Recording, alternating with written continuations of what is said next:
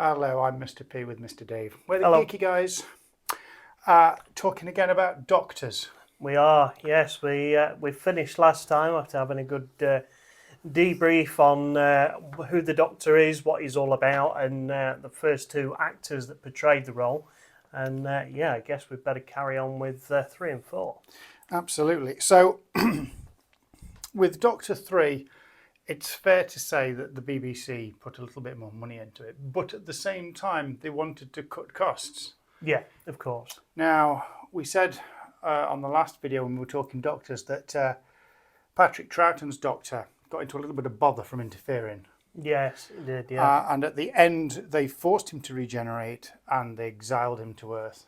Yes, they chose his face pretty much, didn't they? And forced him to regenerate and... exiled him to Earth as well, didn't they? So, Jon Pertwee took up the mantle as the Doctor for Doctor number 3. Yeah. Interestingly enough, from 70 to 74, 4 years, which is a year more than the previous two. They'd both done 3 years each. That's right. So he was a little bit longer doing the Doctor. And he was... always called him the dandy, didn't they? They always had like the frilly shirts. It was very much the 70s. The 70s had arrived. It was full colour, and boy, did they take advantage of it. Yes, in full Technicolor with all the frills and fancy, wasn't the frilly velvet cuffs and, suits. Yeah, the big cape. Yeah, he was known as the James Bond of Doctor Who. Yeah, because he did a lot of fighting, and the other Doctors never bothered with that sort of thing. But he's suddenly become very proficient in Japanese Aikido, didn't he? Yes. That sort of thing. But he was also the gadgets man. So he had the hovercraft type car thing. He had Bessie, the car. Yeah. And all the bells and whistles that went along with it. Now, it's worth mentioning that he had all this because he was earthbound, as we've said. He has the TARDIS, but it can't go anywhere. The Time Lords have grounded it. Which, again, going back to the budget and the costs and everything, it suddenly made it a little bit cheaper and a little bit more feasible because it was all Earth-based stories. Same sets every week. Yeah, pretty much. In terms of unit headquarters, pretty much, wasn't it? And some outside stuff. No alien planets, and that was the thing they found. The more alien planets you go to, the more effects and things you've got to come up with. Because then you've got to do spaceships, you've got to do aliens, you've got to do space backgrounds and design planets and stuff, so it makes it a lot more expensive. So, and it kind of was interesting for a little while, I suppose, with his Doctor as well, to kind of see him kind of domesticated a bit, stuck on Earth. He had to build longer friendships. He had to get closer in with UNIT and the Brigadier because he was relying on them to help him and back him up in certain situations where other teams, other people may have done the wrong thing and made it worse. He became more of a consultant, I guess. Yeah, consultant to UNIT, yeah. But yeah, I mean, I enjoyed Jon Pertwee. As long as you can just get away from the fact that it wasn't planets and lots of different aliens on different planets. We did have aliens, but they came to Earth. But they did bring some good things into it. I think you mentioned earlier, before we came on, we had the proper introduction of the sonic screwdriver, didn't we? Yes. Oh, I was going to grab it. We can put a picture up of it. Yeah. It's over in the other room. Yeah. They did. They had a sonic device. Doctor 2 had a sonic device. He did, like a really tiny little thing, didn't he? But it wasn't until Jon Pertwee we got the sonic screwdriver properly. Yeah, and he started using it to actually get out of trouble and things, didn't he? So. Spearhead from Space, the first episode. Yeah. He's exiled and chucked out of the TARDIS, really newly regenerated, and has to find his way. Nice, funny little episode. Yeah. But, and you've kind of got, I mean, obviously we'll get to this later on, further down the Doctor's timeline, but you kind of have the first introduction of the Doctor kind of, being collapsed during his regeneration, kind of partway through it, in bed, not remembering who he is, and sort of little things going off in his head that he's got to remember, but he doesn't know why. Well, the first time they did a regeneration, they had to do it. Yeah. And they kind of just did it, and you've got this new guy. But this time it was a case of, well, let's put a bit more thought into this. What is this process? What does it do? Right. How does it affect the Doctor? How does it affect the body? How does it affect the mind and the memories and things? We know from later on that every cell regenerates. David Tennant's Doctor said it feels like dying. Yeah. It's a big thing. Yeah, and they so, start to touch on that at that point, don't they, going from there onwards. Jon Pertwee, just very quickly then, mainly only 3 companions, because he had mainly all of a unit, didn't he? Yeah. And the Brigadier. I mean, obviously he had his first one, Liz Shaw, who he got on really well with, and he was like a kind of a fellow scientist as well, and they worked quite well together. And then she was replaced with obviously Jo Grant, who was a bit of a ham-fisted bumber or whatever it was he called her, who kind of got in the way a little bit and annoyed him a little bit at the start, and then she kind of grew on him and became a good companion as time went on. And both of those have been referenced, and Jo Grant has been back in the later series as well. And Sarah Jane Adventures. So Sarah Jane Smith was our final one for Jon Pertwee, and she was a journalist who's just investigating something, and she wanders in, and she becomes really good friends and a good companion to the Doctor towards the end, and then goes through into the next regeneration. Yeah, that's right. Played, of course, exploited by Liz Sladen. Yeah, very good. Very sadly missed. Let's go on to the 4th Doctor then, because obviously the show did really well, and they decided, let's go spacebound again. Yeah. And I think, the next Doctor was Tom Baker. He's Doctor 4, 74 to 81, the longest of any Doctors serving currently still. That's right. In terms of time being the Doctor. There was, 1996 was the TV movie Paul McGann. Yeah. And he ran through till 2005 when Chris Eccleston took over. So that's a long period of time as well. But in terms of on-screen being the Doctor, Tom Baker is the longest serving. He is, isn't he? He's kind of the Roger Moore of Doctor Who, isn't he, Tom Baker? Yeah. But yeah, he came in and he was kind of perfect for the role. I think when he came in, a lot of people, when they first saw him, just thought there's something slightly wide-eyed and crazy and wild about him, and kind of crazy scientist from another planet. So I think he suited the role really well, and I think people kind of got used to him and took him to the heart pretty quickly, whereas perhaps it took a little while with the others. It was just lovable straight away, like a big puppy. Yeah, he just dropped into the role, and there was some very good writing during his tenure as well, which always helps, which was really good. And like you say, we was not locked down to Earth anymore. We could actually go out to space stations and planets and all sorts of things, couldn't we? Some of the fan favourite episodes from Tom Baker are some of the early ones, like Ark in Space. Yeah. Just fun ones. And you had some excellent writing. Terence Dix wrote a lot of Terence episodes Dix, Robert Holmes did a few for him as well. In fact, including Robot, actually. Yes. Robert Holmes did Robot. So his first episode, Tom Baker's first episode, was called Robot, which was, you can imagine, basically a big robot was the baddie of the episode. But this happened, it regenerated into Tom Baker, but it was still with UNIT and everybody on Earth. So Sarah Jane Smith and the Brigadier. And it wasn't till towards the end of the episode he decides, right, that's it, I'm going off to do my own thing, sort of thing. And, excuse me, gets his customary long scarf, which was his look. Because each Doctor started to develop their very own unique look. Yeah. I have a scarf similar to that, knitted by a lovely old lady. It's not exactly the same, bless her, but it was. I still have it. She knitted it when she knew I was a Doctor Who fan. I was told. I thought I read somewhere that Tom Baker said it was an old lady who knitted the. I think it was, somebody who did it for the BBC. So, the same. Not that it's a stereotypical old lady knit scarves. No. But there's 2 examples. Yeah, there's 2. It did happen. So Tom Baker had not just Sarah Jane Smith wandered off with him in the TARDIS on that first adventure off planet, but Harry Sullivan as well, who was a physician, a doctor himself. It's good old Ian Marter, who died far too young, unfortunately, but he was a very good companion. I think he was the first sort of really obvious kind of deep dive audience view into the Doctor's world, because he really did ask some really good, interesting questions and dug a bit deeper sometimes. We spoke last video about the fact that companions are the ones that are the eyes and voice of the audience. What's happening here? Why are we doing this? What's going on?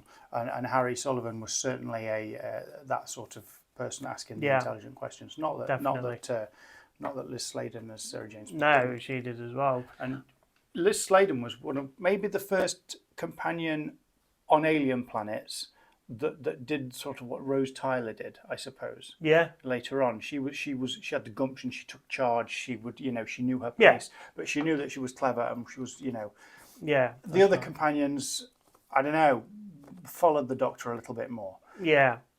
Jon Pertwee had the others that were assertive, but they didn't go off planet. They didn't go off planet, unfortunately, no.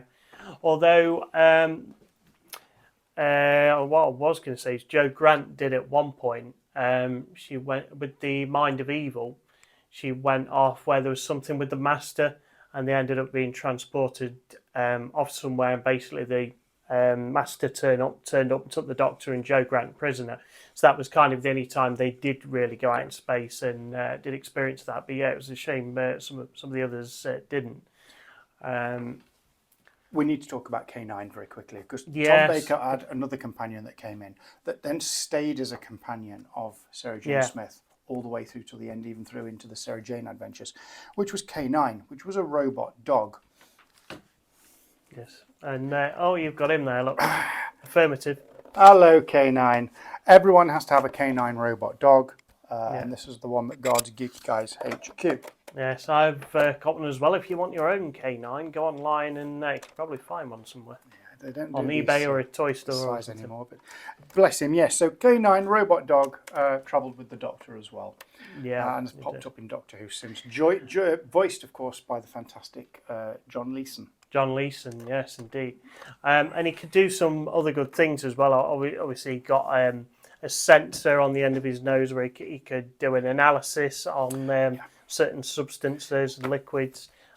He had obviously a laser as well that he could fire. So if he was in a tough situation, he could potentially help out by firing some lasers and helping out. It was, story-wise, he was quite a nice person, a nice thing to take along, because, like I say, a bit like a sonic screwdriver, you could hack into things and do computer analysis, a big memory bank. Yeah. It could even interface with the TARDIS, which was fun. So he could actually help program and do things with the TARDIS that the companions and the Doctor, because he couldn't do it quick enough. Yeah, it was basically like the R2-D2 of Doctor Who, wasn't it? Really? Yes, yeah, that's exactly what it was. Pretty much. Although a pain to work with on set, not because he's a diva, just because being the robot dog with that technology, it was very difficult to control the prop and things. Especially when you're trying to get it to go over uneven ground. It wasn't just on four wheels, and the toys were made just like the original prop.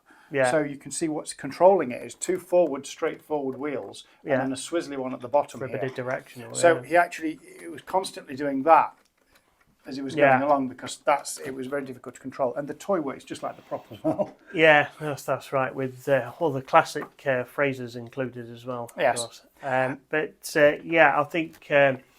I think there was a lot of aspects to think about and look at with Tom Baker, and obviously there was the old "Would you like a jelly baby?" as well. He likes giving out confectionery gimmicks for the Doctor. Lots of things in his pocket he could use and stuff like that as well. Yo-yo. Talked about the scarf and the hats and the big coats. He certainly brought a lot of flair to it, didn't he? Yeah, a lot of that stuff's remained as well. So like the long coat has remained.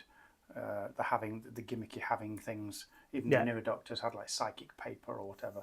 Yeah. So let's just move along.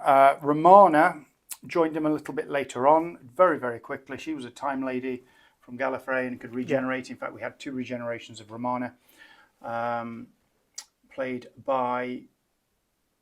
The first one's gone out of my mind. Lalla Ward played the second one. Played the first one. Kate O'Hara. Kate O'Hara, yeah. Played the first Romana, and Lalla Ward played the second. In fact, Lalla Ward and Tom Baker actually were in a relationship for a while. Actually. Yeah, that's right. And she came in very much around the Key to Time segment. So they had a whole segment of episodes that they did like a big arc called the Key to Time, where the Doctor and companion, which was Romana, had to go off and find bits of this key, put it together, to stop the Black Guardian getting it. And the White Guardian sent them on the path to do that. So it was nice to have several episodes that were pretty much all separate. Yeah. The whole point of each one was to find something and then put it together at the end.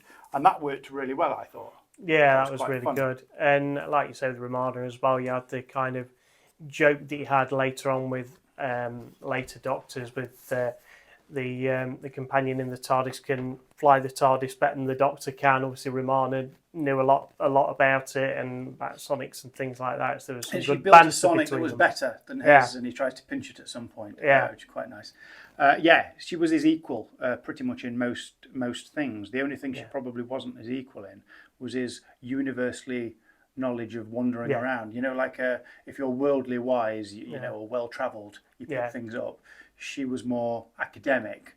He was more universally wide knowledge. Just there was the whole joke, wasn't there, about getting certain percentages and test scores and things like, oh, you only got that, didn't you, Doctor? I do believe the line, paraphrased, is that he only got a 2-1 in quasitronics. I think is the line you're looking for, Dave. Yeah, something like that. So we had Romana, that was great, and then on to the last three companions, or last couples of companions, Adric, Nyssa Tegan. They all went on into Regeneration number 5. Yeah, they were in here towards the end because the Doctor got stuck in E-space, and they did a lot. Tom Baker was the Doctor for a long time, so there's just loads to talk about that we can't really. We'll do some separate videos at some point later. Yeah, it's not really a deep dive. It's just really a quick look into these Doctors and a brief sort of Tom Baker's Doctor really opened up the universe to us in a way that it had never been opened before, even different universes, and I think it set the tone for the exploration going forwards. Yeah, and I think for a long while when anybody was mentioned to them about Doctor Who, Tom Baker's Doctor would be the first person that came to their mind. So it was really the person that, like you say, did flesh it out and did make it a bigger show and more popularity with the wider audience. So it was the first Doctor I watched. Yeah. So when we talk Star Trek, we always say, TNG first show we watched and how we watched it. We've never really done Doctor Who as that an explanation. Yeah, I think he was probably the first Doctor I watched a lot of episodes together. I'd kind of seen the odd one from Trout and the odd one from Pertwee. But he was the first one that I watched kind of regular sort of episodes. They did, we had a TV show channel, I think it's still got it, UK TV Gold here in the UK. And they used to do it used to be on, this was before the 2005 series, this was way back in the late 90s, early 2000s. And they used to, the old stories, we ought to just point out, used to be in blocks. You used to have 4 episodes to a story. So a full story was split into 4 bits with cliffhangers. So if you're in the UK watching it live, you would watch one on a Saturday night, it would then end, and you'd have to wait till the next week to watch the next part. Yeah, that's right. There were and UK TV Gold used to show them. But then what they did at the weekends on a Saturday was they'd show the omnibus edition with all 4 in a row. So you'd get a full story. And it was in the middle of the night. So I have to record them on VHS and then watch them on the Sunday morning because it was 2 in the morning. And that was my first look at Doctor Who. Yeah, those were the days. The old VHS tapes and recording it, watching it later. But yeah, I mean, obviously, like I said, obviously Tom Baker started off with Robot and introduced Sarah Jane, and then we had obviously Logopolis at the end. Or he changed outfit. Changed his outfit by then. Yeah, it's just like that. And like you said, obviously we had Adric come into it, who was kind of another one who was kind of on a similar level to the Doctor, a bit of the mathematician. He was a mathematical genius. He had a star of excellence that he carried, and he was. Well, we'll talk more about that in the 5th Doctor. You know what I was going to say there, but he was. Yeah, it was not. Again, he was clever, but not worldly wise, not universally wise. And he was working against the Doctor a little bit at one point. Yeah, but then he kind of come up with this smart idea, and then the Doctor would tell him how it wouldn't work, or aspects of it wouldn't work, and had to be tweaked. So you always had that way. The Doctor still had an advantage over him. And obviously, we'll talk about this one in the next episode, but we had Tegan Jovanka came in at the end as well, who Tom Baker saved and took in the TARDIS with him. Nyssa Tegan and Adric, and they all went through into the next Doctor. There's one of my funniest lines just to finish from Tom Baker is with Adric actually, and it's where Adric said or done something, I forget exactly what it is, and the Doctor sort of takes offence slightly and says, Adric, I take you in and I show you the wonders of the universe, yes? And Adric's like, yes. It's like, and I do all this for you, yes. And you question my logic. And Adric says, oh no, it's not that, Doctor, it's just that sometimes you don't make any sense. Yeah. And Tom Baker's just like, Oh well, as long as that's understood, we're going to get along fine. yeah, that is good, isn't it? And that's one of my funniest bits from Tom Baker. Anyway, the Doctor that really set the level, I think, going forwards, and really elevated it. Some people will say it's Jon Pertwee. He was very good. He was the action Doctor, the take charge Doctor. Whereas the Doctor 1 and 2 were very much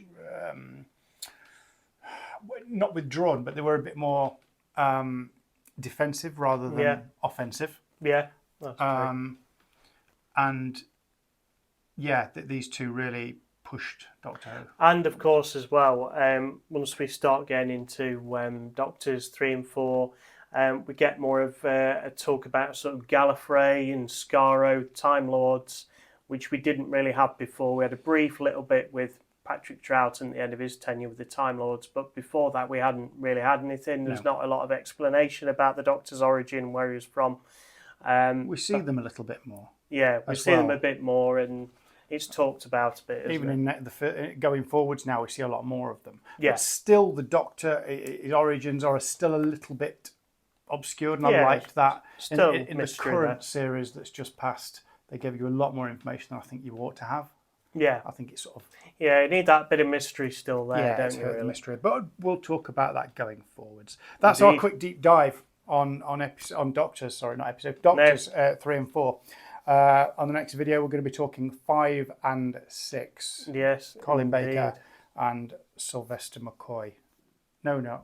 Peter Davidson and Colin Baker. And Colin Baker, in fact, yes. Yes, we'll be talking about those in the next video. Until then, don't forget to like, subscribe. Thanks for watching everything. Don't forget you can find all our stuff at geekyguys.co.uk. Indeed. And we'll see you next time.